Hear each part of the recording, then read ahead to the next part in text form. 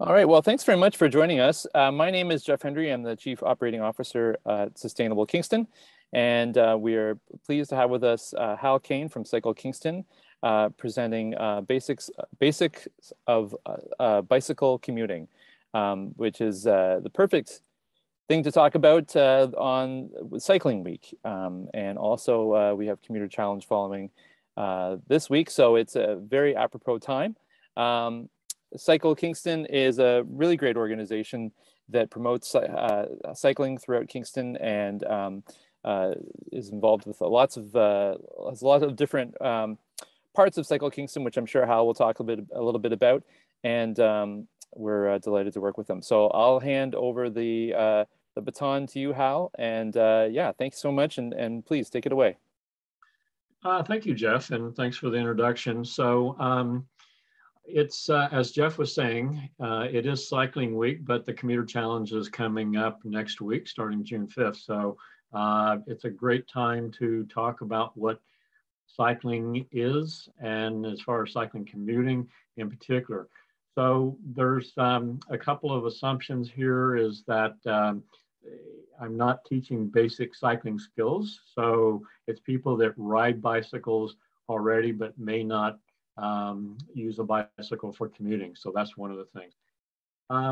I will tell you a bit about Cycle Kingston before we get started on the slides, and hopefully I can share my screen and that will work. Otherwise, I'm just going to have to talk through it. But the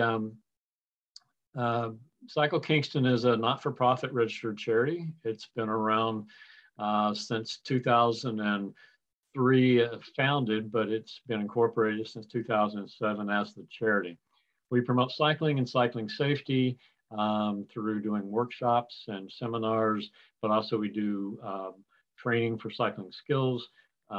We work with and collaborate with community partners such as Sustainable Kingston, the City of Kingston, KCAT, and others to generally help make sure that people understand what a wonderful invention a bicycle is, and that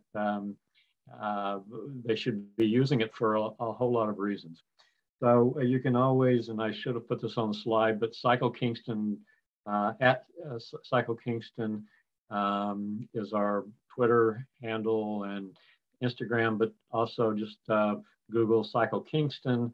CycleKingston.ca is our website to find out more information. I will, and Jeff, I may have to help get you to give me a little guidance on sharing the screen. I think, is it the whiteboard? Is that what I click on? You should see share screen at the bottom of your screen between chat and polls. Yes. Oh, yeah. There you go.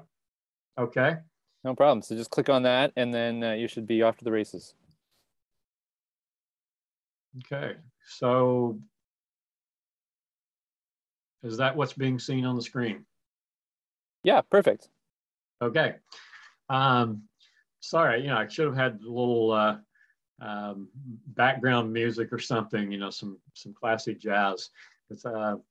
But again, this is part of Cycling Week. So basics of bicycle commuting.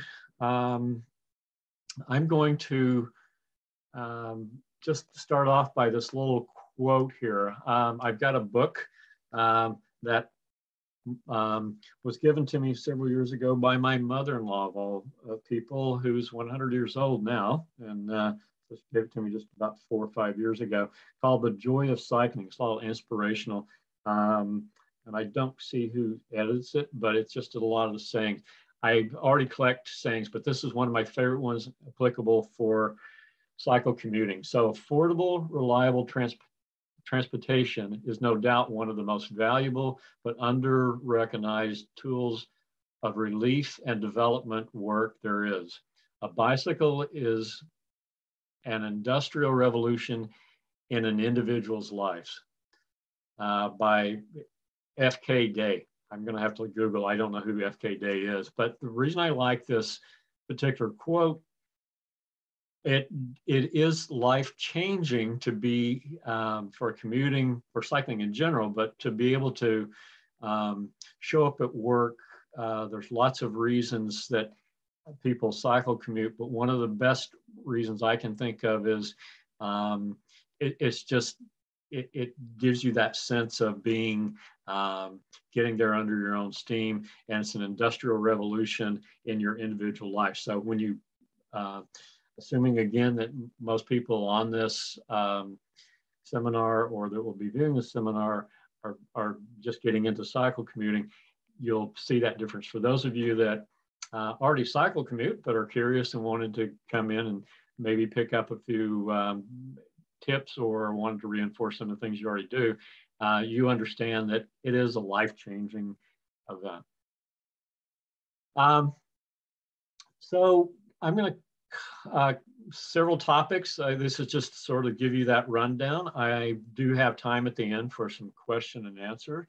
And so I'm going to present a few things, hopefully to stimulate some interest, but please feel free to, I guess, I'm not sure if Jeff's going to monitor in the chat for the live, but we'll have time to flesh out and answer some more questions towards the end. Keep wanting to change with my mouse, but my mouse doesn't make the slideshows go for some reason. Use the keyboard. So what is cycle commuting? So the definition that I use, and everybody has their own definition, but what I've kind of boiled down to over the, I'm in my mid-60s and I've pretty much cycle commuted all of my life, but this is what it means to me. It's a mode of transportation to travel to and from places, especially on a daily or regular basis. And what that means is that it's using the bicycle for transportation. It's making it not just out for leisure, but it's a purpose. It's a purposeful activity as a vehicle to go to work, school, visit friends, do your shopping, anything that most people would think of, they would hop in their car and take off and do, it can be done by bicycle. That's cycle commuting. So some of the benefits, again, these are just bullet points. And some of you, and it's not a complete list by any means, but these are some of the main benefits of cycle commuting. It helps keep you, first and foremost, like any kind of cycling, physically and mentally healthy. Obviously, you have to be somewhat fit. You don't have to be an athlete, but you have to keep active. It's good cardiovascular.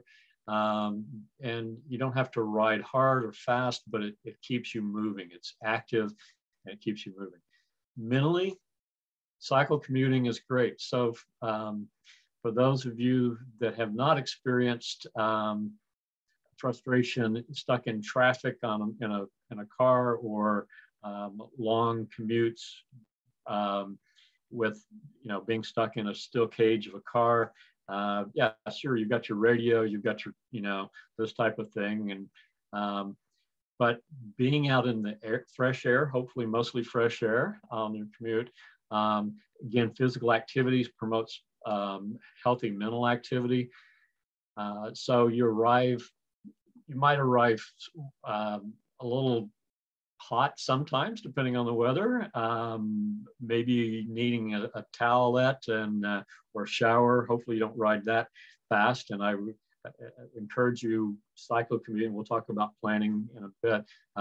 It's not a race. You don't have to get there fast, but you feel more refreshed getting there. And that's the mental part of it. Another one that should be fairly obvious is the money concept. It saves money compared to driving a car. It doesn't.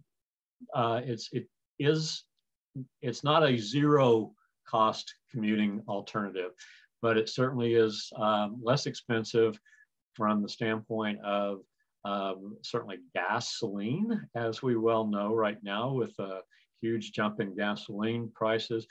But you're saving on insurance, you're saving on car maintenance, You have to do maintenance on a bicycle too, but repairing a car is much more keeping it maintained with oil change, or electric cars. Hopefully everybody's, if you have a car, transitioning to the electric car. And they're less maintenance, but there is still some. You have tire changes, those type of things. Overall, even with an electric, considering electric car, comparing, cycling is saves you a bit of money. Of course, you know, maybe you like the cool driving car. I will have to tell you, disclaimer, I'm not anti-car. I think cars serve their purpose, but it's for those longer trips, those things that you're going from Kingston to Toronto. Yeah, you could commute, but that's more of a cycle tour than a commute. But I'm talking about sort of the everyday use of wherever you're going for the commute. And the third bullet point for the benefits, and this is a benefit for not only you, it's also for your community and our environment. It reduces greenhouse gas. Just like saving money, it's not a complete zero offset because there is production of the bicycle. You still have to, anyway, bottom line is it's close to zero greenhouse gas emission, very much lower, but that's one of the main benefits of cycle commuting. So a lot of people ask me why I ride a bicycle and am involved with a lot of things. And if I'm talking to an environmentalist or somebody sustainable climate, oh, you're riding because of you know, the environment. Yes. If I'm riding and I talk to somebody's fit, oh, you're riding so you stay fit. Yes. So you're riding because whatever reason, but it's, yes, there's many reasons to ride a bicycle. Bicycle commuting, though, just think of that replacing your other mode of transportation, especially an individual car. There's lots of benefits. So who cycle commutes and where do they do it? Again, these are just talking points, and there's a lot of times people think that, oh, I have to be an athlete. I have to be very fit to cycle commute. You don't. I mean, you'll get better health, you'll get a little fitter, but you don't have to be an athletic type of person to commute. I know people who, for various reasons, are a bit overweight. They can't lose all of the weight, or you know, they're not what you would call sports or athletic types, but ordinary people. Here in North America and Canada and the U.S., we tend to think of people riding bicycles as for sporting. They have to be fit and this type of thing, but that's a misperception. Bicycle commuters, if you go to the Netherlands or Denmark or any place where there's a lot of bicycle use for everyday commuting, you'll see people of all shapes, sizes, and socioeconomic. So everybody's for people. And we do know that urban areas are more, there's more cycle commuting in urban areas as opposed to rural. That's primarily, as you would guess, because of distance for commute, time constraints, those type of things. Over the past several years and couple of decades, according to Stats Cans, there's been a continued growth in the number of people who use a bicycle to cycle commute. Stats Cans on their surveys, and you may have filled out a census, ask a question: how do you get to work? How do you commute?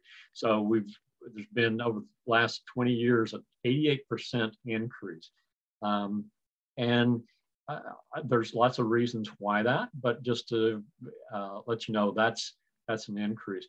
Kingston has been, I haven't checked the latest stats on it, but Kingston is one of the higher communities in Canada that for cycle commuting.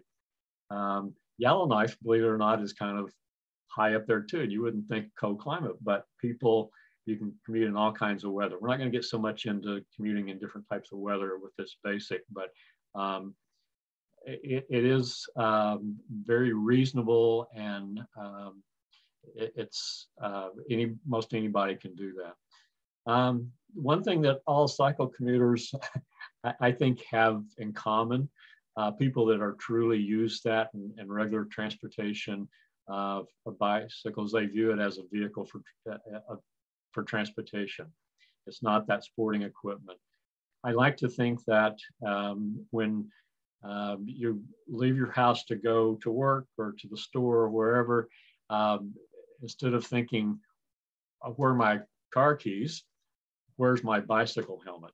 That's a kind of a true mark of a cycle commuter. My spouse and I both have a shelf in our mudroom that goes out to the garage where bicycles are with our helmets on it, and then there on the other side there's a key thing. Now we do have one vehicle between the two of us, and 32 years of marriage, but it's a total. We gravitate. We always go to the bike helmet and ride our bikes. So let me just talk a little bit on the basics of the bicycle itself and some equipment. Again, at this level, just sort of an introduction. I'm not going to get too much into different types of bicycles, but suffice to say that you can use any type of bicycle to commute. You can have a drop handlebar, like a racing type of bicycle, or you can have like a Dutch bike, a cruiser. You could also have a unicycle. We consider unicycle. There's one gentleman, Greg, who was with, and I think he still is at RMC, and he commutes on a unicycle. That skill, I have to tell you, but any type of bike. Generally speaking, especially if you're looking for a bicycle for just for commuting purposes, you want something that has more of a relaxed geometry.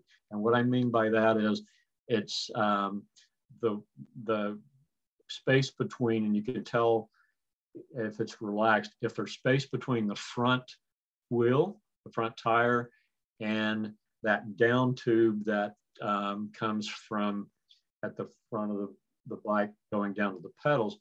If there's ample room between that, say 2 or 3 inches, then it's a more relaxed frame. Racing type bikes, that tire will be closer to that down tube. And it's a different kind, it's not as comfortable of a ride or sturdy. When I say sturdy, let's face it, there are potholes everywhere. And Kingston for sure has its fair share. Steel bicycle, steel frame, as opposed to an aluminum frame or a carbon fiber. And you don't see too many people commuting with carbon fiber. That's more of a racing. But steel, your basic steel bicycle is a good commuter bicycle. The frame should have on its places to mount. They're called braze-ons. So places you can put a carrying rack, fenders, bottle cages, other things that you might need. Because on a commuter bike, when you're out, you're going to work or you're going to school or going shopping, you need to be able to carry things. So the bike frame itself will have places where you can attach these different types of other equipment.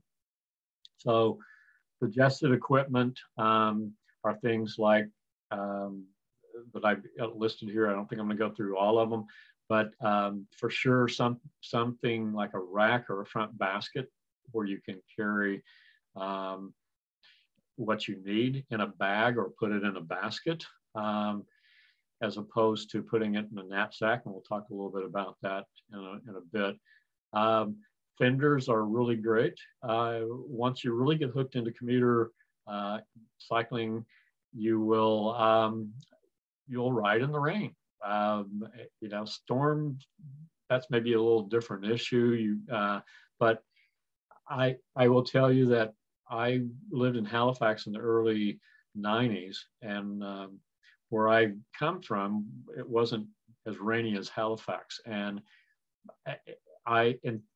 until I moved to Halifax, I had fenders on bikes when I was a kid, but I now have fenders on all of my bicycles because fenders will keep you dry, comfortable, and if you're going to rain, ride in the rain.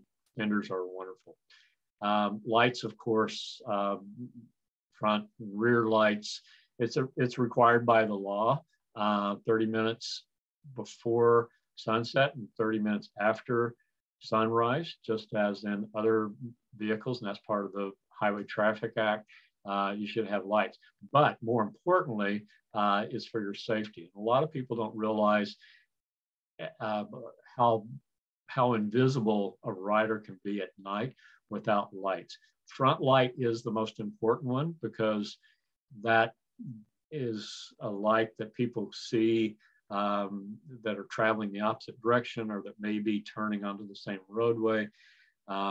Rear lights or a rear reflector. By law, you have to have at least a reflector. We recommend rear lights. But if it's a motor vehicle coming up behind at night, they'll have headlights on that will light you up. We'll talk about reflective stuff. So you should have reflecting stuff that those lights will pick up. But the front light, no one's going to see you on the opposite side of the road if they're going to turn in front of you without a front light at night. Bells.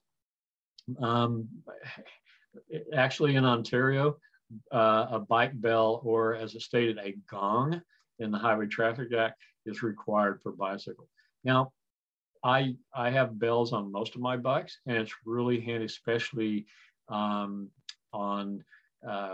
downtown where there's pedestrians, or on Queens campus where there's also pedestrians, but to let people know if you're riding on a path, the K&P Trail or other multi-use path, it's a good thing to let people know when you're coming by them as you're on your commute.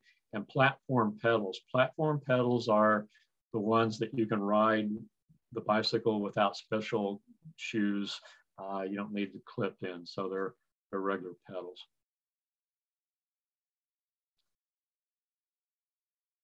So that's for the bicycle. What you need for clothing and general equipment, again, not exhaustive, but these are the main things. First and foremost, a helmet. Helmets do not keep you from having a crash, but they certainly will protect. The data, the research on helmet use is clear that it will reduce death and serious injury. And helmets, I will tell you, I've had only one crash that involved a motor vehicle, and I was wearing a helmet, and I'm glad I did, and I'm here to survive. I just had a deep bruise on my leg, but anything can happen. The other 4 or 5 memorable crashes I've had in my 50, 60 years of cycling were single crash, not involving a motor vehicle, sorry. So there were me on black ice that I didn't see. It was somebody stopped very suddenly in front of me on a bicycle. But helmets, doesn't matter if you're just going around the block. You can, that fall, it's a good investment. They're certified, all helmets sold are certified. And there's a new system that is built into the helmets now. It's called MIPS, Multi-Directional Impact protection system. It kind of saves, without getting too technical, it kind of helps rotate the helmet if in case of a crash, so that there's not a neck injury. So it allows a little bit more. If you're really interested in knowing how helmets work, I suggest looking at the Helmet Institute. Just Google it. It's out of the States. It has great articles to show exactly why helmets are important and how they work. Clothing. You really don't have to have special clothing to commute. I was talking with somebody the other day who was at a workshop where someone from the Netherlands came over, and the workshop was here in Kingston a few years back. And this person from the Netherlands was commenting about seeing a lot of people riding to work and everything dressed in lycra and those type of things just to commute to work. Well, I know people do that. I know personally some people that do that, but it's not necessary. There's just a few things to keep in mind about clothing. They should be not too loose or baggy where they catch on parts of the bike, especially around the waist. You don't want a big shirt that will catch on the back of the saddle or the seat of the bicycle. Pants that too baggy of the legs, you get in the chain ring or the hooked up with the pedals. So pant bands and clips around the bottom of pants are a good idea. Sandals or open-toed shoes, not a great idea. And shoes are better especially if you're going longer distance commute, if they have a little stiffer sole. So skateboard shoes have stiffer soles, or there's lots of brands because of the fatigue on the foot. Laces tied away, not getting caught up in the chain. Those are things to consider. Cycling gloves, we do recommend, and I recommend cycling gloves. And cycling gloves they'll help with a little bit of the vibration, but just like helmets, in the event that there's a fall, one of the first things that you will do is you'll put your hand out. So, it saves the palm of your hand to have cycling gloves. Other equipment that you will need, I recommend panniers or a bag or something that you can put in a basket as opposed to a messenger bag or a knapsack, primarily because, especially if you're commuting in the summer, it gets a little bit hotter on your back. If you overstuff a knapsack and it's heavy, when you turn with that knapsack, just to look back, glance back, see if there's any traffic, or then it'll shift your weight. The bikes, we talked about the type of bike. If you have a rack on it or a basket, it'll make your commute that much enjoyable and less physically demanding if you have it mounted on the bike as opposed to on your back. So really quickly, so that just to kind of, I don't know if everybody can see my helmet. So this is your standard helmet. And it's one that would be good for any type of bicycle commuting. It's fine. A more closed shell bicycle helmet like this, I have my commuter helmet, or I call it my urban helmet, is more this style. My cycle touring helmet is more this style. Gloves, again, gloves. Now this is an old pair of gloves. I will tell you that a picture of an old pair of gloves. They open back. You're not going to find too many of those. These are classic, but they will be something similar to that with the finger. The shoes, as I was talking about, these are skateboarding shoes. I'm not sure what brand, but they looking for pedaling. You'll carry other shoes with you if you go. Pant bands, these are clips. These are plastic. There's metal or a piece of Velcro. Go to any of your bicycle shops around town and say you want pant bands or clips, and just put around at least the right leg where the chain is. I wear one on each. These are my clips, leg, just to be kind of symmetrical.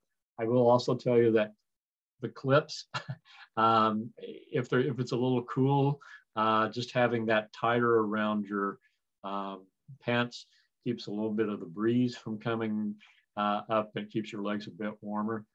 Other tricks people sometimes use for keeping their pant legs out of the gearing and the chain, they have longer socks and they'll pull their socks up over and stuff the pant leg into the sock. People still do that, and that's great. It is in a pinch, but anything that'll keep that leg, pant leg, a little tight around. Here's a picture of reflective vest. Depending on if it's at night, I usually have a vest on.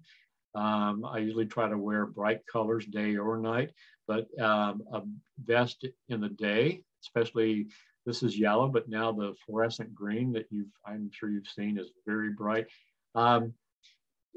If it's heavy traffic, or if you feel more comfortable, certainly I'd recommend a vest. So, moving on a bit, talking about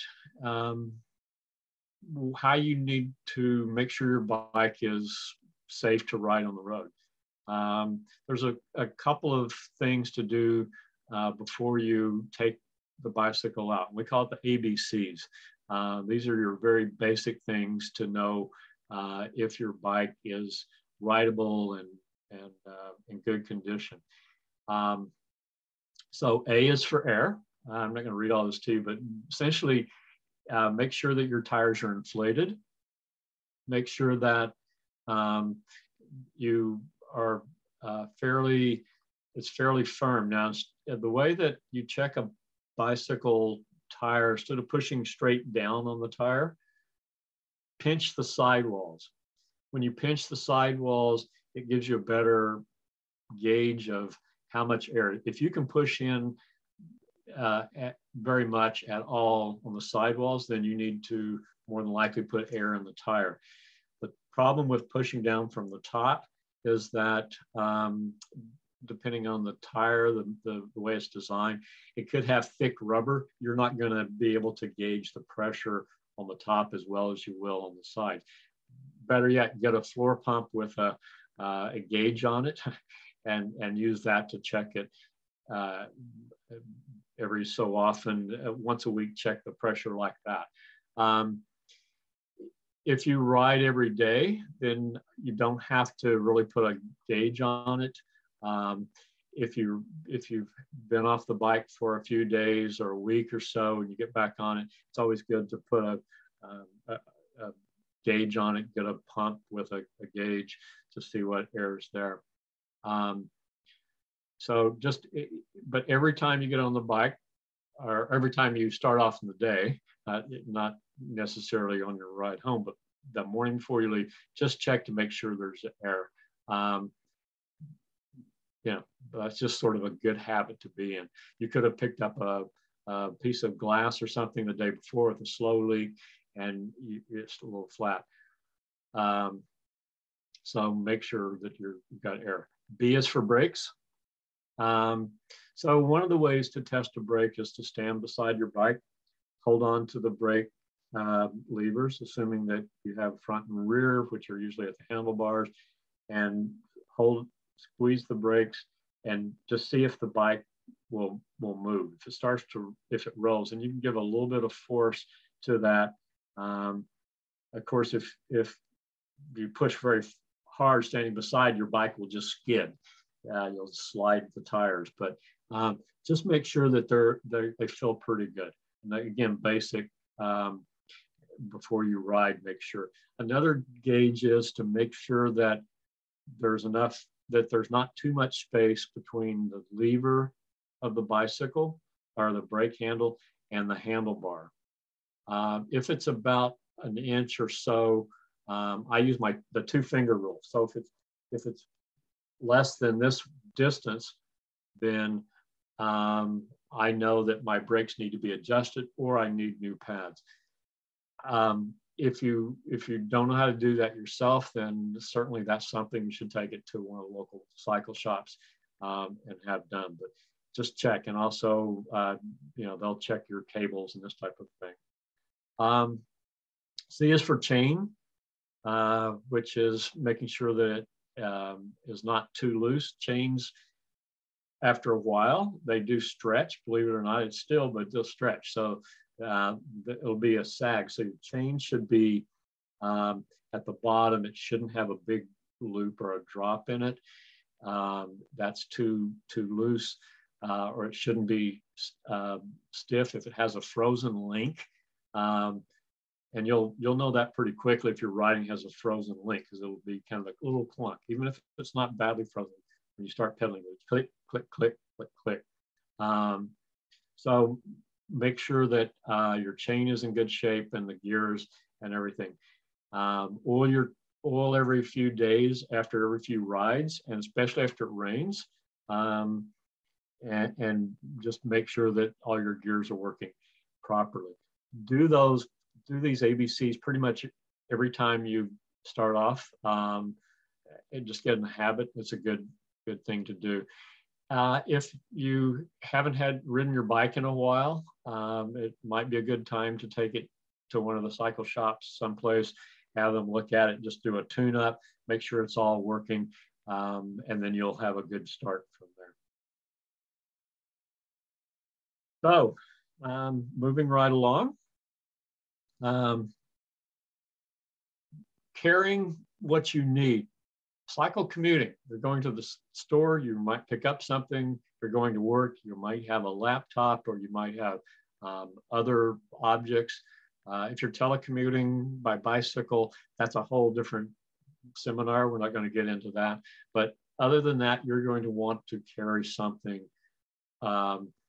with you. So few things to keep in mind. I mentioned the panniers. Make sure you have panniers for that, but these are things that would go into your panniers. Or some weight carried on your bike. So a small air pump is always good to, and I should have had the show and tell, but you can get pretty small air pumps, especially if you're going any distance. So that plus an inner tube, tire levers, whatever you need to take care of a puncture. There's lots of ways that you can get a puncture, glass or whatever, but just on that eventuality. If you're just commuting very short distance, say within 5 kilometers or so in Kingston, I live approximately 4 kilometers from downtown. I always have a pump with one of my bikes because it's kind of built in. I don't always carry a spare tube. I can always walk if I need to, but that's another reason we're going back and making sure the ABCs, if you've got that air is okay, and then your bike should be fine unless you just run over something on your way. But it's something to consider to put in. The second or the third bullet point here is to have a good bicycle lock. Unless you're taking your bicycle in your office or there's someplace very secure at your work, but if you're going to the local store, or going out to a restaurant to eat, or going to a movie, or any place where you're going to leave your bicycle outside, buy a good lock. There's several brands, several good, but some of the a U-lock, which is one I'm sure you've seen. It looks like, again, I should have had all my props here. It is looks like a U. It's got a clasp that fits on it. In the UK, they call these D-locks. So I guess it depends on how you look at it. But those are better constructed, usually higher quality locks. A cable is okay too, as long as it's a bicycle rated or a strong rated cable, but only for shorter times. Well, any of this is for shorter times. Don't leave it out overnight, locked up downtown or with a lock, bring it in. But a combination of those. Now the city has a really good on their website a video about locking bicycles and how to use locks. So make sure you have one of those. It tells you how to use the lock up your frame as well as your wheels. Another suggestion is to carry a rain jacket, especially on a rainy day. You may leave in the morning and it might be fine, might come out, might be raining. I cycle year round, so winter, I always make sure I have a heavier jacket, usually in the morning, start off with that, and I can take it off. That's another reason to have a bag. So you can put layers of clothing in that you might need in that. But a light rain jacket or something, if your bag is big enough, maybe keep it in that bag at the bottom for just that eventuality, so you don't get caught in an unexpected thunder shower or whatever. Again, depending on how far you're commuting, if it's around, if it's more remote, if you're coming from Sydenham, for example, a little more consideration, there's more time to maybe get rained on. I'd carry more things with me. Take a pair of shoes, or leave them if it's a commute to work, leave them at your office, but something off the bike that might be a little easier to walk in, or might be more fashionable if you need a different pair of shoes. But the point here is your things that you would wear, your shoes you wear around an office or other places may not be appropriate for the commute in. So make sure that you've got something you're cycling in. And you could walk around in it as well to go shopping. I have shoes that are flat, good walking shoes. They're good for riding, so I'm comfortable with walking around whatever supermarket I'm shopping at or wherever. They're not too fashionable. I probably wouldn't wear them to something formal, but if you need an extra pair of shoes for the office, something more suitable, make sure you carry those with you. Extra pair of socks.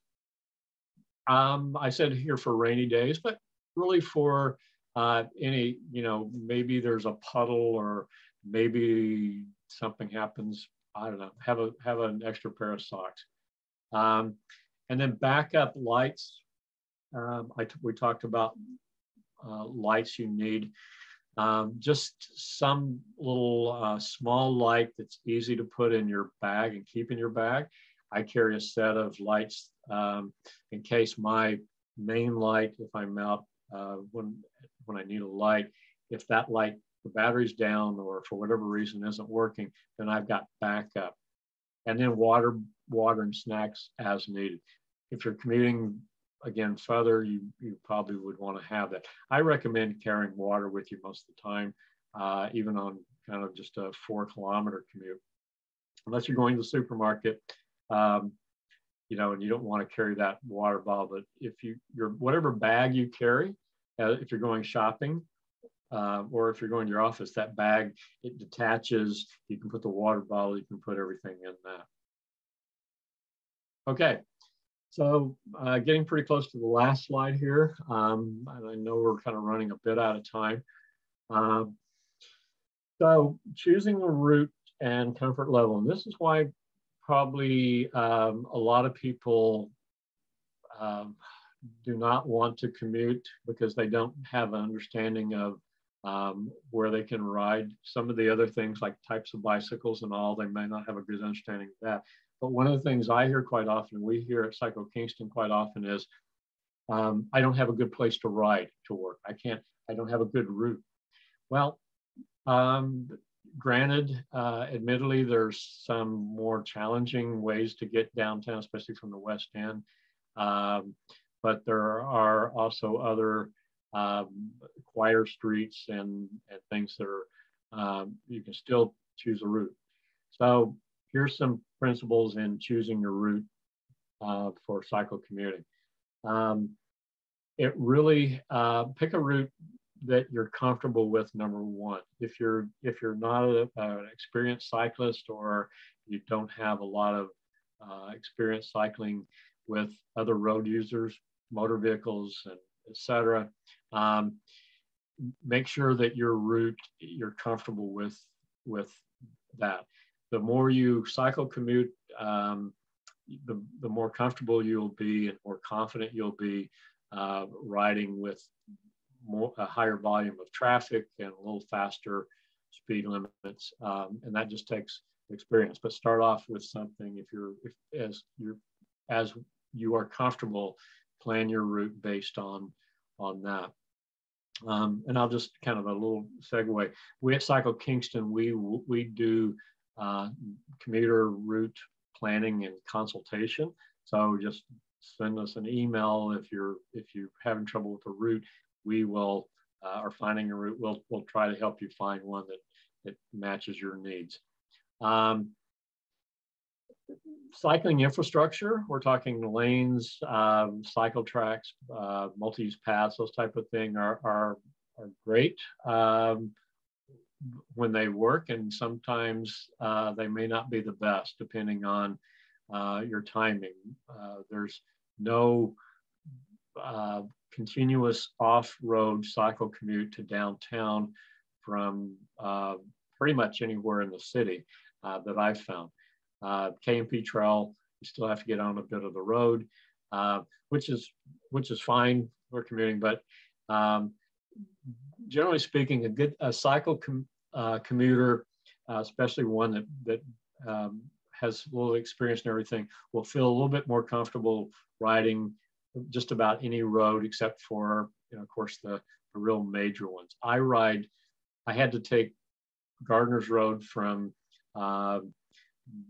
just below the 401 all the way down to the other end the other day because of timing. I needed to get there as the fastest route.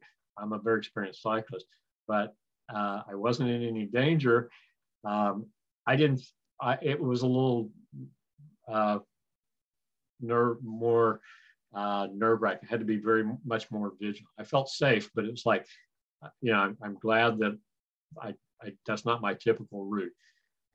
Again, make sure that you're comfortable with that and ride. One of the strongest things I can recommend for a new cycle commuter, especially if it's a route that you're riding regularly, is to make sure and ride that route sometime when there's not a lot of other, like on a weekend when you're not having to actually get to work or get to school or someplace where there's a deadline. So you can take your time, know what your route is going to be. You're familiar with the everything from the turns where you're turning. You can get the landmarks pinned down, those type of things. The road conditions. I'm just going to name a name. I'm not taking Earl Street between a couple of blocks. I know there's lots of potholes and bad pavement, so I'm going to choose another route. If you find that out ahead of time, then you can plan to go around that particular section, et cetera. Always reevaluate your route because road conditions do change, surfaces, potholes or other conditions, new lanes are added or there's construction, those type of things. So kind of look at it from that perspective. I'm going to end, so we'll at least have some time for hopefully some Q&A. So here's another quote. Actually, I like quotes, and I think this is perfect for cycle commuting. If you find a path with no obstacles, it probably doesn't lead anywhere. Frank A. Clark. The reason I like this one, especially for cycle commuting, is cycle commuting is not difficult. It's easy. It takes some patience. It takes some planning. It takes some going along, and there's always going to be a few things like a car parked in a bicycle lane, for example. That's just going to be par for the course. One of the things to be cycle commute is to allow you enough time. It does take a little bit more time. Be patient, learn, but going back to the physical and especially the mental health, it's certainly worth it. So I'm going to leave that with this quote. And thank you very much. And I'm going to take questions. So I guess I'll unshare my screen. I've got a few minutes to answer some questions. Thank you very much, Hal. Appreciate it. That's a great presentation. We do only have about 5 minutes because we need to end this at 2 o'clock. But I was wondering if you had any suggestions for.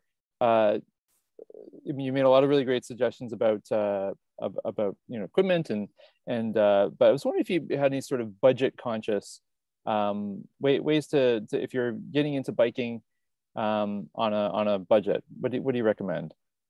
Excellent question, Jeff. Thanks for asking.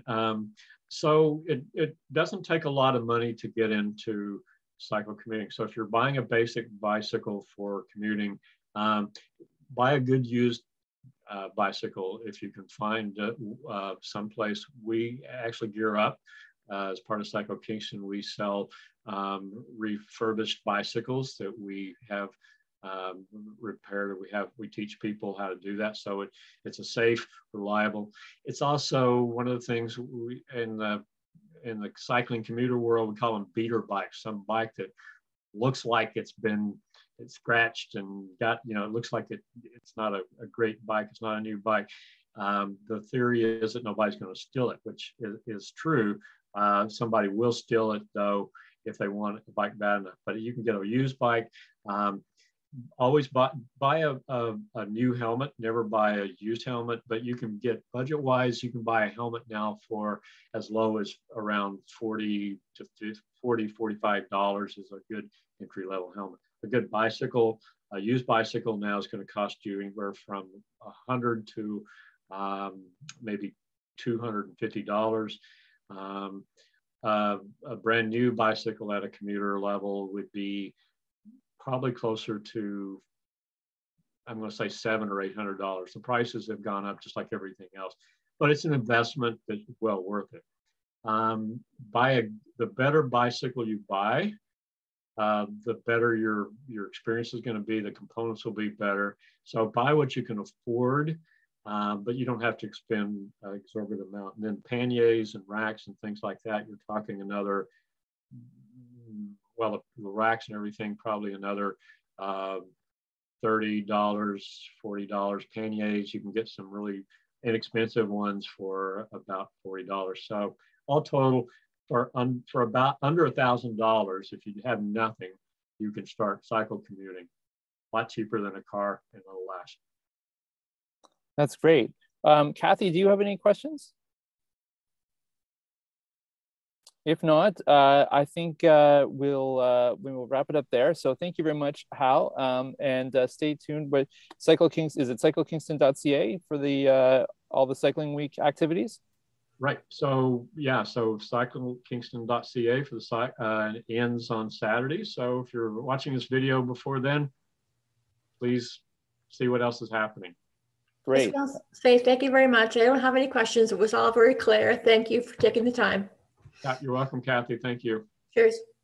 All right. Well, thank you for attending, and thanks again, Hal. And we'll see you soon. All right. All right. Take care. Bye Thank you. now. Bye-bye.